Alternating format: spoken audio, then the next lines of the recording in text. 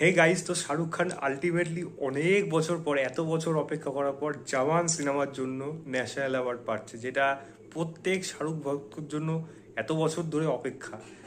Best actor ক্যাটাগরিতে পেয়েছে বিক্রম ম্যাসের সাথে জয়েন্টলি, এবং খুব সম্ভবত এটা জয়েন্টলি পেয়েছে, এবং হ্যাঁ, খুব সম্ভবত না, জয়েন্টলি পেয়েছে, এবং বিক্রম ম্যাসে অবশ্যই 12 ফেলের জন্য। এবার হতে পারে একটা পপুলার একটা ক্রিটিক্স ক্যাটাগরির মধ্যে হতে পারে, কিন্তু জয়েন্টলি পেয়েছে এটা ঠিক। তবে হ্যাঁ, এইটুকুনি পেয়েছে, কারণ এত বছর অপেক্ষা জওয়ান মানুষের মনে সেই নতুন শাহরুখ খানকে খুঁজে পেয়েছিল, অ্যাটলি তার জন্য অবশ্যই তাকে কৃতিত্ব জানানো উচিত।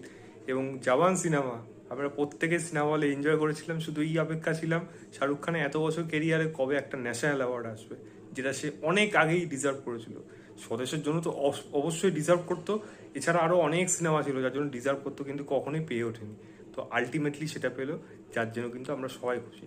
তোমরা কতটা খুশি সেটা অবশ্যই জানাবে, এবং শাহরুখ খান ভক্ত যারা, তারা কতটা খুশি কমেন্ট করে অবশ্যই জানাও।